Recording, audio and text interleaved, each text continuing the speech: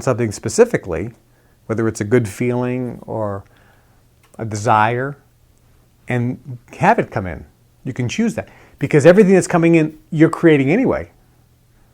That's why the key element here is taking 100% responsibility for everything that happens in your life. Because you are creating every single thing. Nobody else is. You are.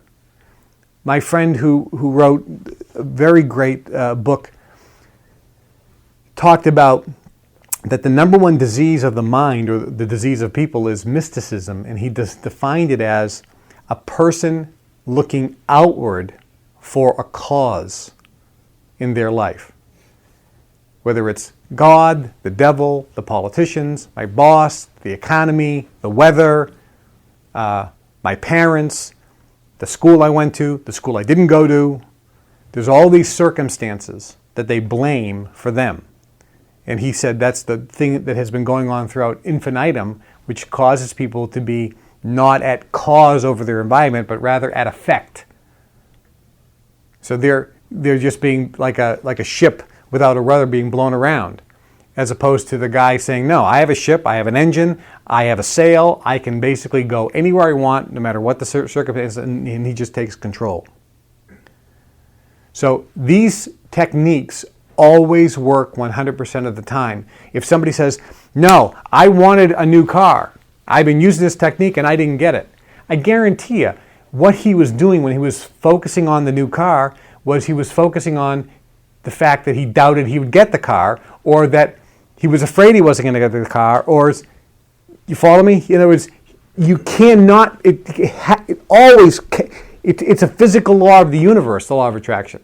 So when somebody says, I've been focusing on this and it hasn't come into my life yet, I can guarantee when I sit down with the person and just look at their face, the way they're feeling when they think about it, it's doubt, which means they're thinking about not getting it. They're focusing on it not happening, or the fear of it not coming in, as opposed to the exhilaration and exuberance feeling they should have knowing that it comes in. And you can just see that when I see this my whole life. Somebody says, I wanted to get this new such and such, and it just hasn't come in yet. I goes, well, think about what you want.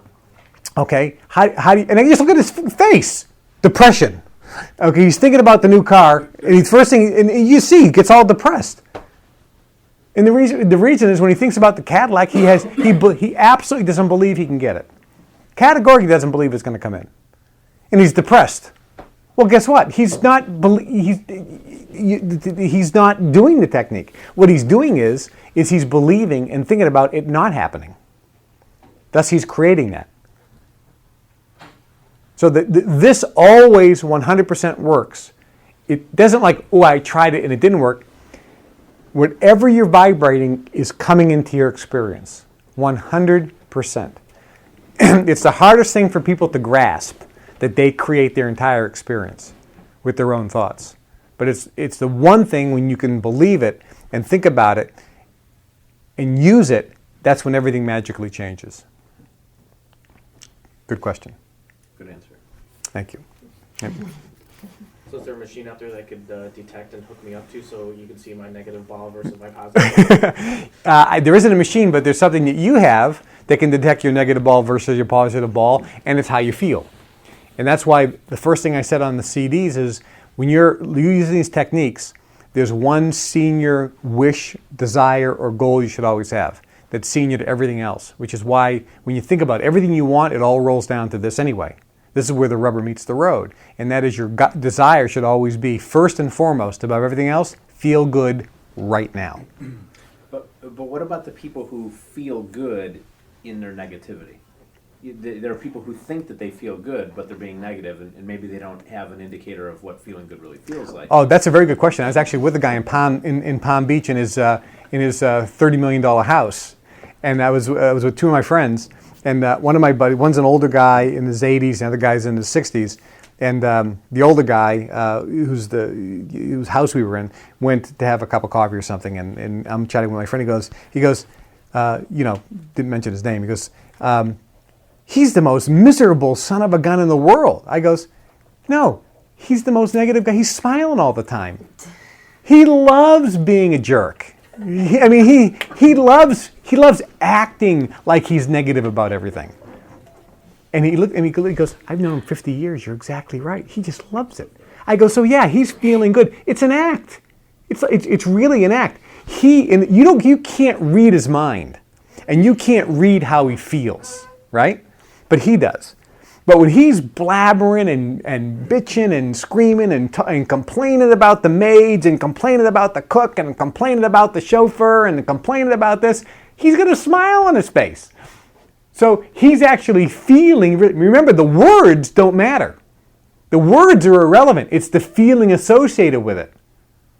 So he's appearing to be negative to you and I. Believe me, you don't know what thoughts he has or what vibration he's picking up. And we don't know how he really feels, but we can look at the indicator of how he feels, and it looks like he feels pretty good.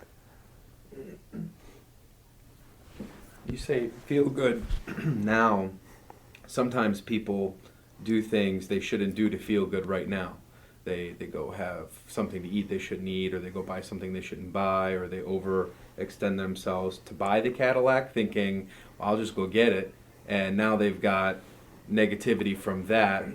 How do they know the difference? How do you know the difference from, the Cadillac's going to come to me versus, well, I can just go buy it and skip some tuition payments for my kids, or yes, whatever it is. And some people do things like take drugs or drink, and they do things too to feel better.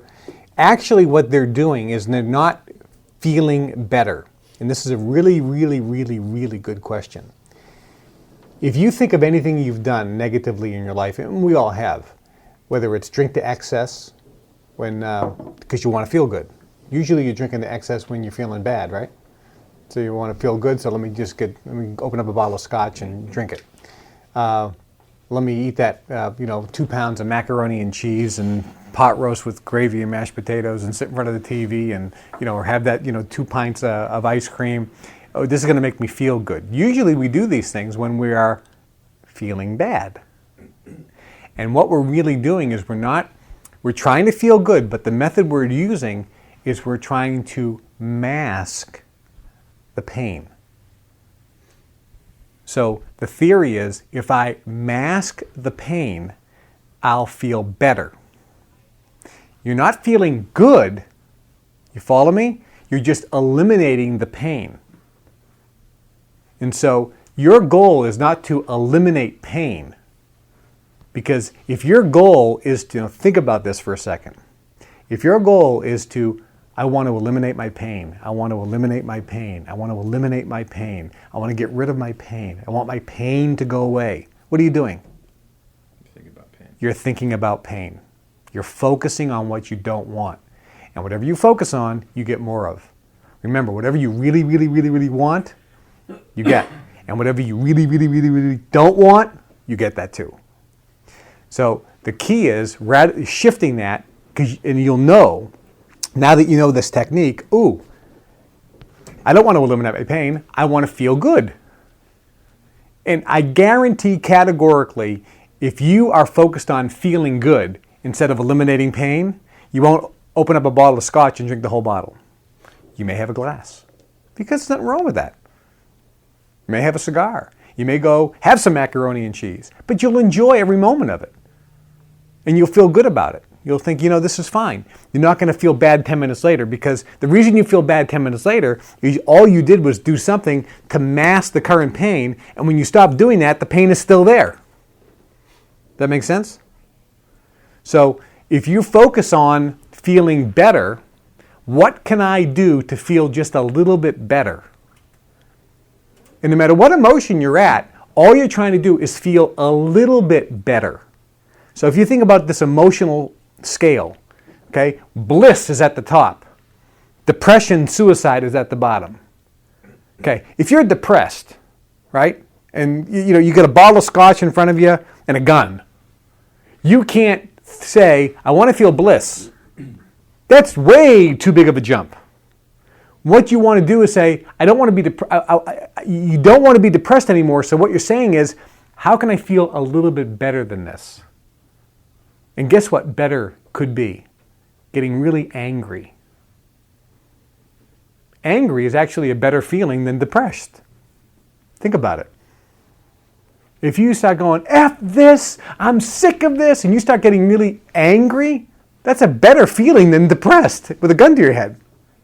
Does that make sense? So all you want to do is just get a little better feeling. Because when you get there, remember the old saying, go as far as you can see, and when you get there, you'll see further.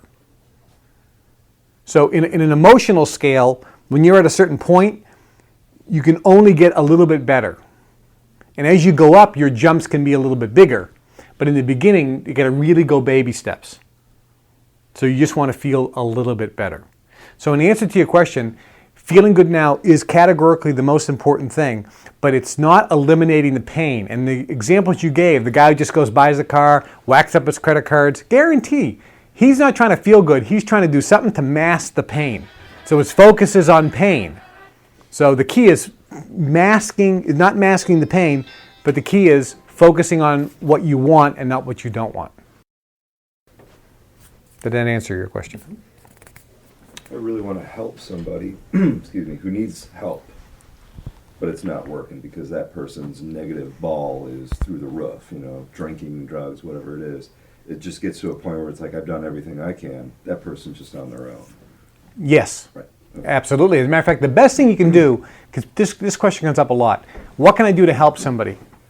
I have a friend who's got cancer. I got a friend who's drinking. A guy who's depressed. A buddy of mine. What can I do to help him? What can I do to help him? What can I do to help him? What can I do to help him? And the answer is you work on yourself first. This is the hardest thing for most people to grasp.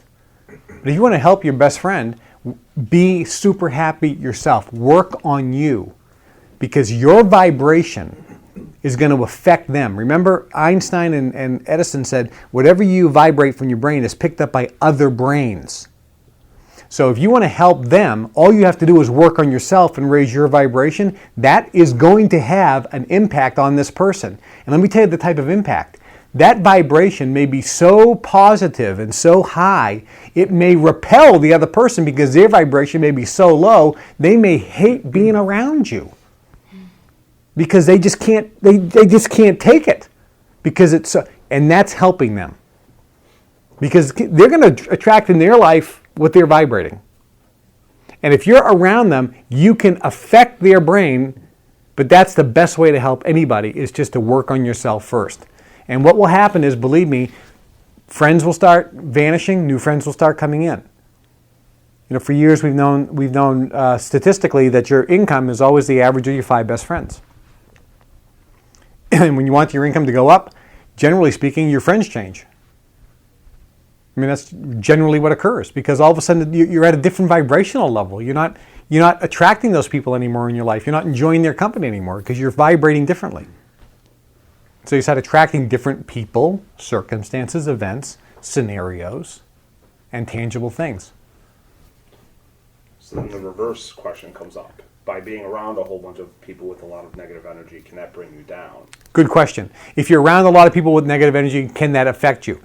Energy always affects others. However, the good news is this. The positive vibration is higher than a lower negative vibration. So in terms of power and intensity, voltage, ampage, whatever you want to say, one positive thought is much more powerful than around 10,000 negative thoughts. So if I'm a positive person and I walk in a room with 20 negative knuckleheads, guess what? They don't have a chance, because my energy will affect them infinitely more than they will affect mine. Now, there's a good chance when you start changing your vibration and raising it, and you're in an environment, and this was in the movie The Secret. The guy started raising all of a sudden he got transferred to a different department. 3 people quit, 2 people... Like within days, all of a sudden his whole scenario changed, and he was surrounded by like-minded vibrational people, because that's the way it works. Well, what about society, the country, during down times, during recession, during a depression?